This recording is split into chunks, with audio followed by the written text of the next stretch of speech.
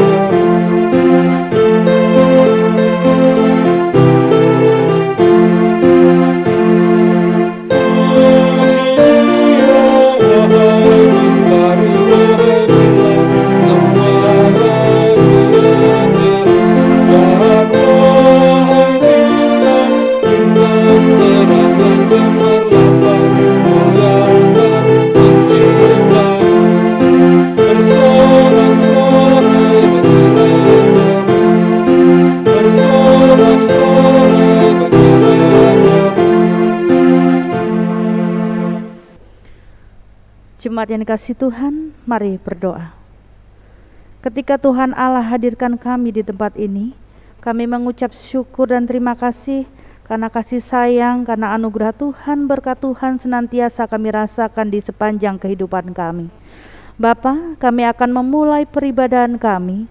Bapa, bimbing peribadahan kami. Bapa, berkati kami dengan kuasa dan Roh Kudus Tuhan, agar apa yang akan kami dengar melalui firman-Mu itu kiranya mampu kami lakukan di dalam kehidupan kami, pribadi lepas pribadi. Bapa, kami menyerahkan peribadahan kami dari awal, pertengahan hingga akhir hanya ke dalam tangan dan pengasihan-Mu saja. Demi Yesus Kristus, Tuhan dan Juru Selamat kami sudah berdoa. Amin. Jemaat, persilakan duduk kembali. Jemaat yang kasih Tuhan, kita akan membaca Mazmur berbalasan dari Mazmur 34 ayatnya yang kedua hingga ayatnya yang ke-6. Aku hendak memuji Tuhan pada segala waktu. Puji-pujian kepadanya tetap di dalam mulutku. Karena Tuhan jiwaku bermegah. Biarlah orang-orang yang rendah hati mendengarnya dan bersuka cita. Muliakanlah Tuhan bersama-sama dengan aku. Marilah kita bersama-sama memasyurkan namanya. Aku telah mencari Tuhan, lalu Ia menjawab aku dan melepaskan aku dari segala kegentaranku. Tunjukkanlah pandangan-Mu kepadanya, maka mukamu akan berseri-seri dan tidak akan malu tersipu-sipu.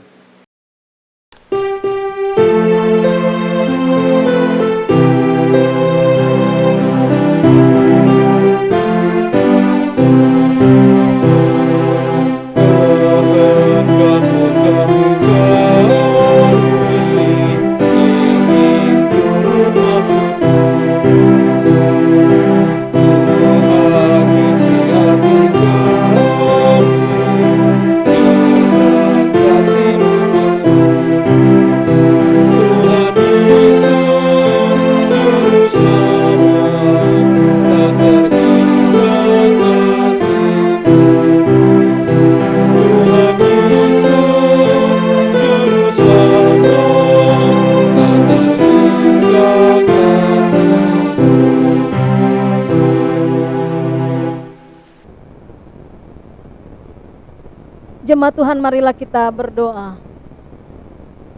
Tuhan Yesus, kami sadari bahwa betapa luas dan dalamnya kehendak Tuhan yang dapat kami pahami dalam kebenaran firman-Mu. Oleh karena itu kami mohon Tuhan, Roh Kudus-Mu supaya menuntun pendengaran dan pikiran kami, supaya dalam tuntunan Roh, firman-Mu lah yang berkuasa atas hidup kami, dan kami dapat melanjutkan perjalanan di depan yang penuh dengan tantangan dan pergumulan ini dengan tetap menyerahkan hidup kami dalam tuntunan Sang Gembala yang baik. Oleh karena itu ya Bapa, kami serahkan supaya jadilah pemberitaan firman Tuhan hanya di dalam nama Tuhan Yesus Kristus dan dalam tuntunan Roh Kudus Tuhan. Amin. Jemaat, marilah berdiri untuk mendengar firman Tuhan berdasarkan bacaan Alkitab dari Yohanes 10 ayat 11 sampai ayat 18 yang mengatakan demikian. Akulah gembala yang baik memberikan nyawanya bagi domba-dombanya. Sedangkan seorang upahan yang bukan gembala dan yang bukan pemilik domba-domba itu sendiri, ketika melihat serigala datang, meninggalkan domba-domba itu lalu lari, sehingga serigala itu menerkam dan mencerai-beraikan domba-domba itu. Ia lari karena ia seorang upahan dan tidak memperhatikan domba-domba itu. Akulah gembala yang baik dan aku mengenal domba-dombaku dan domba-dombaku mengenal aku. Sama seperti Bapa mengenal aku dan aku mengenal Bapa, dan aku memberikan nyawaku bagi domba-dombaku. Ada lagi padaku domba-domba lain yang bukan dari kandang ini. Domba-domba itu harus kutuntun juga, dan mereka akan mendengarkan suaraku dan mereka akan menjadi satu kawanan dengan satu gembala. Bapa mengasihi aku, oleh karena aku memberikan nyawaku untuk menerimanya kembali. Tidak seorang pun mengambilnya daripadaku, melainkan aku memberikannya menurut kehendakku sendiri. Aku berkuasa memberikannya dan berkuasa mengambilnya kembali. Inilah tugas yang kuterima dari Bapakku. Demikianlah pembacaan Alkitab. Berbahagialah semua orang yang mendengar firman Tuhan dan yang melakukannya. Terpujilah Tuhan Yesus, haleluya.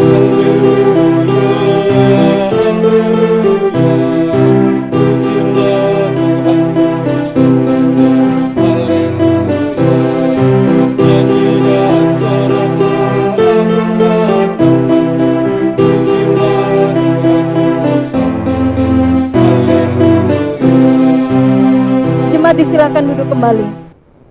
Bapak Ibu Saudara, banyak perkataan Tuhan Yesus tentang dirinya yang dapat kita baca di Alkitab. Misalnya, akulah pokok anggur, akulah jalan dan kebenaran dan hidup, akulah roti hidup, aku adalah Alfa dan Omega. Ada juga yang menyebut bahwa yang ia katakan, ia menyebut bahwa akulah terang dunia. Setiap sebutan tentang dirinya tentu berangkat dari konteks dan bertujuan supaya orang yang mendengarnya dapat mengerti dengan mudah tentang siapakah Yesus.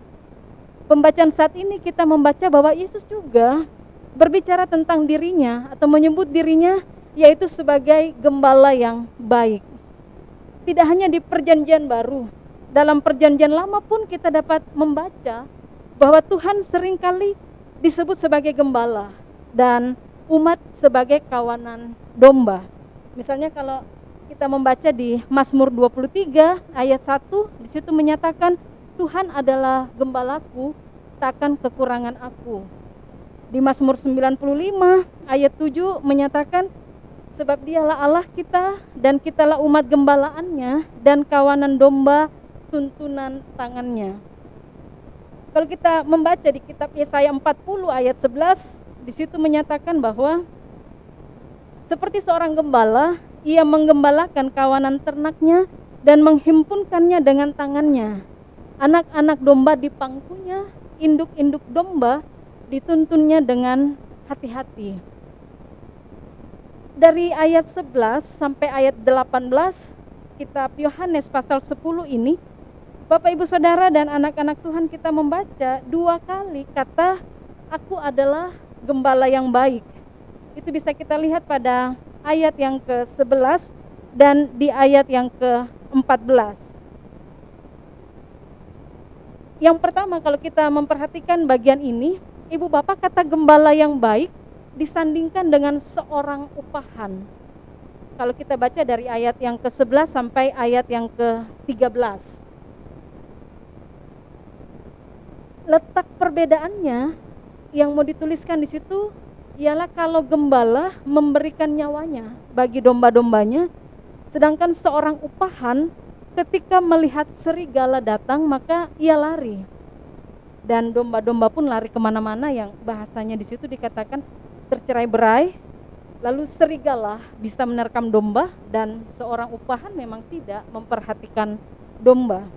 Jadi ibu bapak datangnya serigala di sini mau mengatakan bahwa serigala merupakan ancaman bagi kawanan domba. Kata memberikan nyawa yang dilakukan oleh gembala itu artinya bahwa gembala tidak lari dari kenyataan.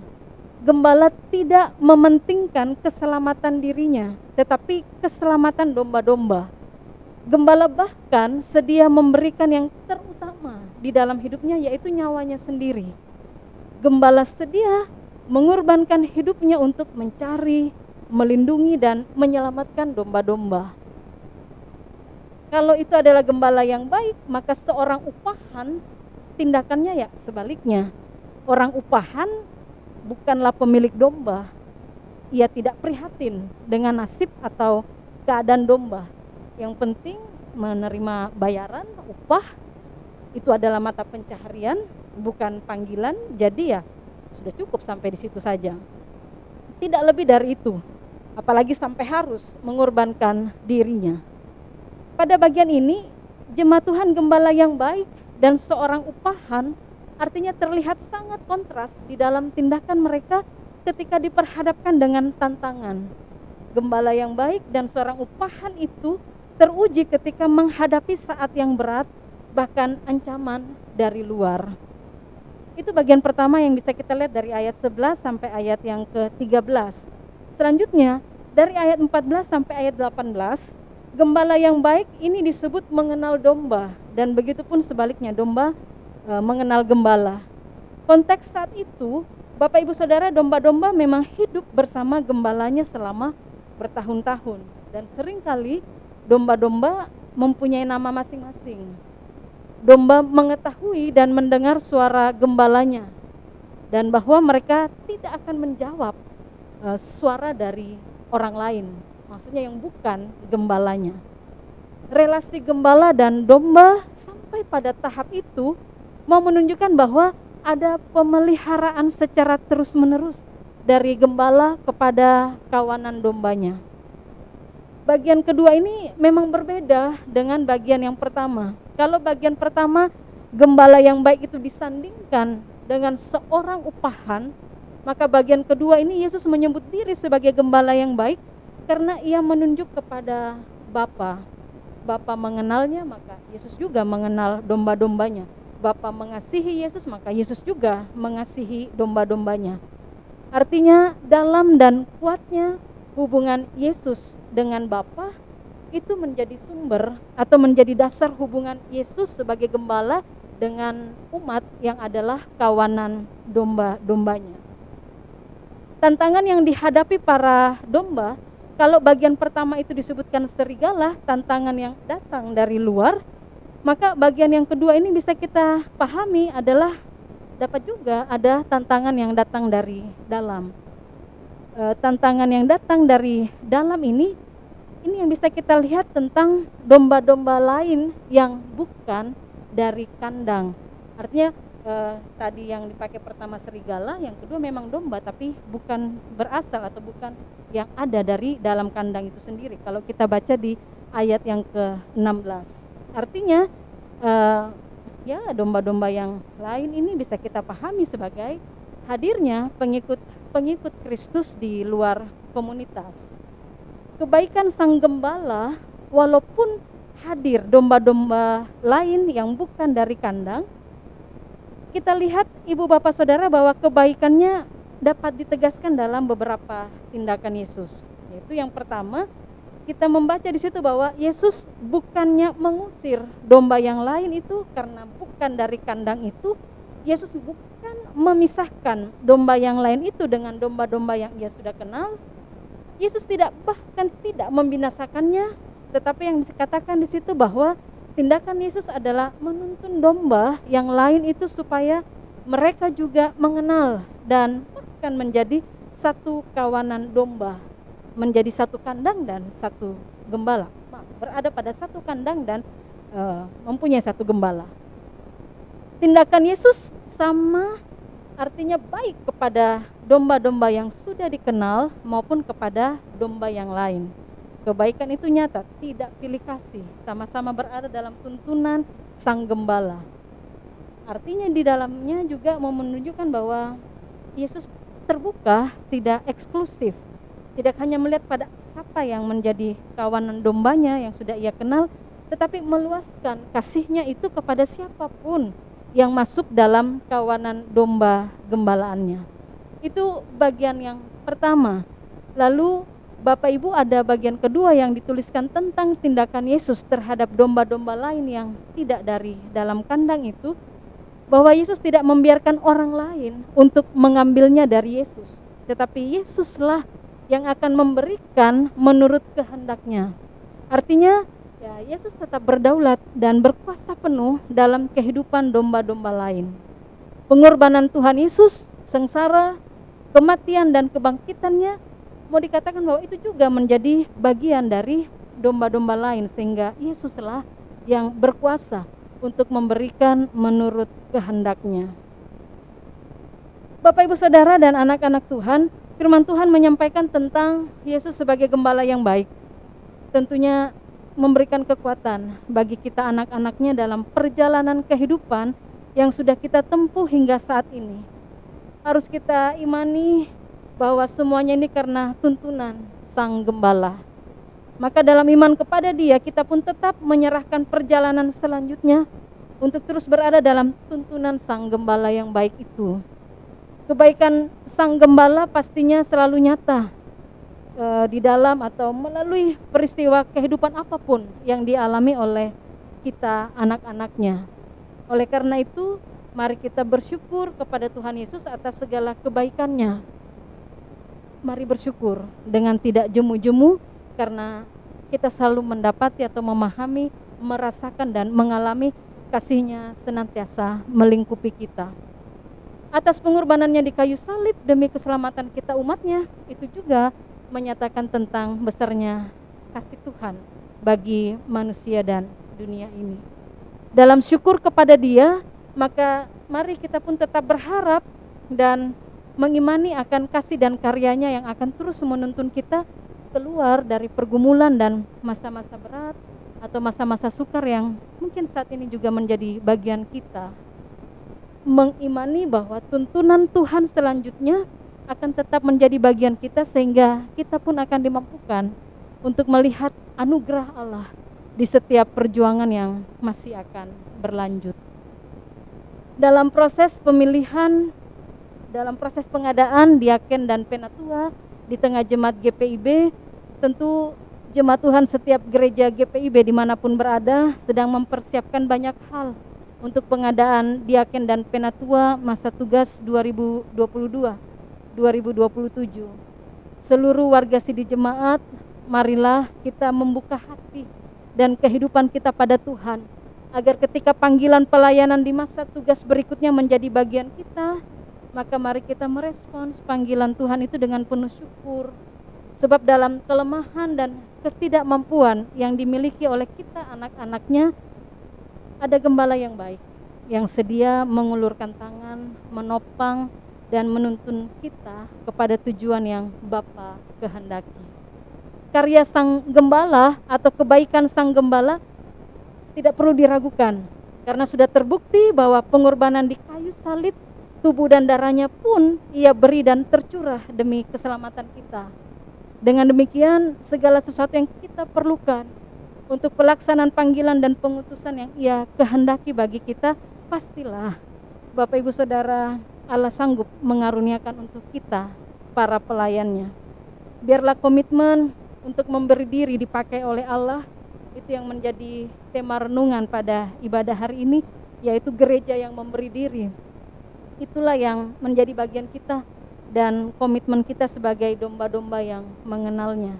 Sebab dengan memberi diri kepada Yesus Kristus, gembala yang baik, sekaligus yang mempunyai pelayanan itu, maka Ia pasti tetap memelihara, Ia menjaga dan menuntun kita.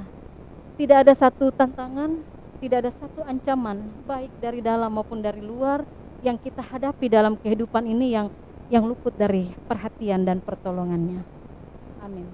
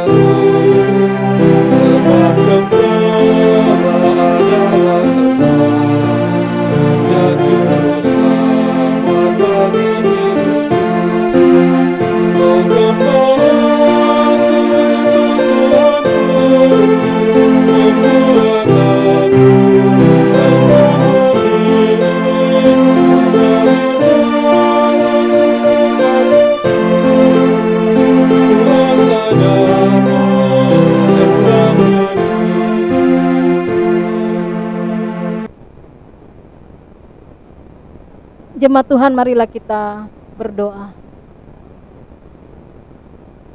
Bapa di sorga, kuasa dan kasih-Mu tidak pernah berkesudahan di dalam hidup kami. Cara Tuhan mengasihi dan menyatakan pemeliharaan serta tuntunan-Mu di dalam hari-hari kami membuat kami senantiasa takjub dan tidak pernah berhenti untuk bersyukur kepada Allah. Ketika kami boleh mengalami, kami menyaksikan karya kasih Tuhan dan tuntunan-Mu yang senantiasa nyata dalam setiap peristiwa kehidupan, dalam setiap babak apapun yang kami alami dalam hari-hari kami di waktu yang lampau.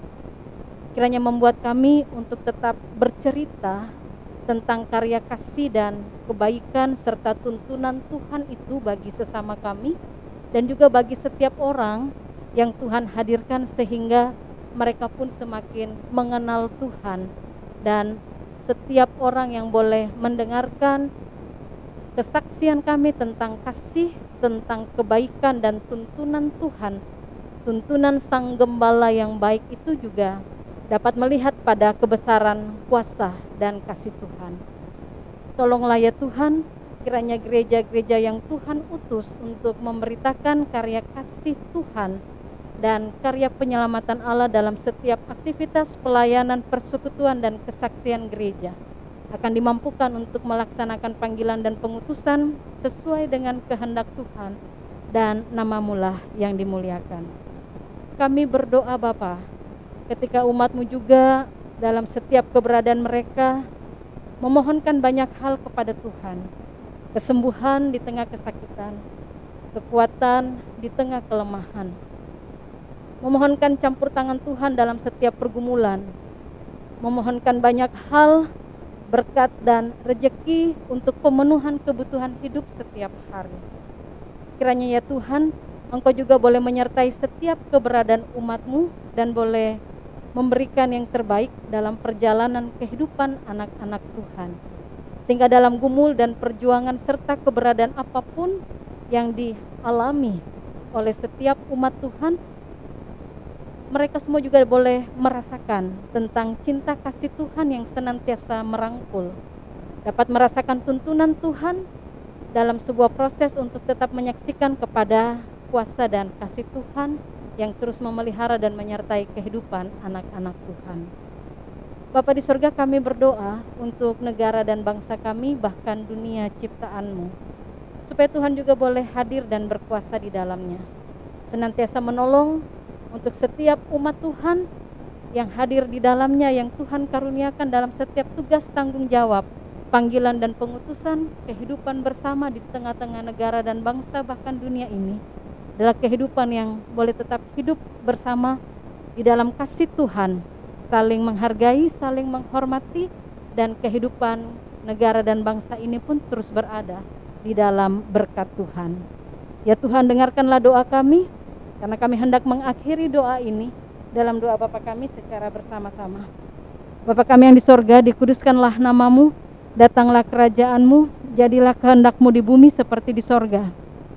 Berilah kami pada hari ini makanan kami yang secukupnya, dan ampunilah kami akan kesalahan kami seperti kami juga mengampuni orang yang bersalah kepada kami. Dan janganlah membawa kami ke dalam pencobaan, tetapi lepaskanlah kami dari yang jahat.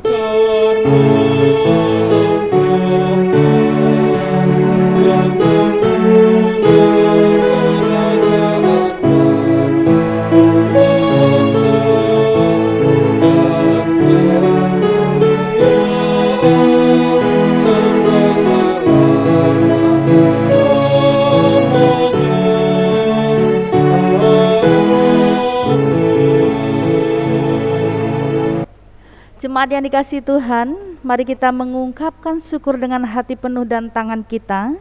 Pemberian kita ditentukan bagi kemuliaan nama-Nya. Tuhan memberkati pemberian saudara.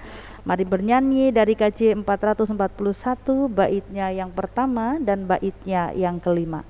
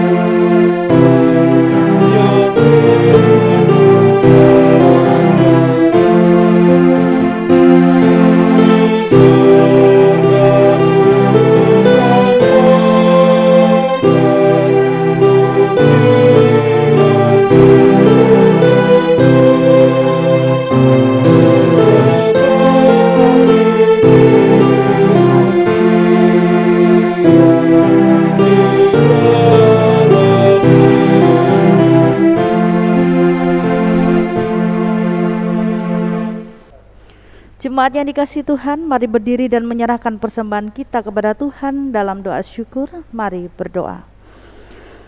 Tuhan Yesus, terima kasih atas firman yang telah Kau berikan kepada kami. Terima kasih juga atas berkat yang terus-menerus Kau limpahkan kepada kami semua, sehingga pada hari ini kami dapat meneruskan kasih setiamu dan kami juga bisa merasakan kasih yang Kau curahkan kepada kami.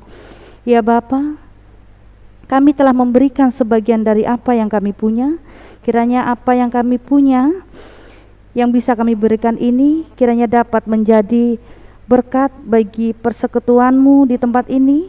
Dan dalam nama Tuhan Yesus kami sudah berdoa dan mengucap syukur. Amin. Jemaat Tuhan, mari bernyanyi dari NKB 128.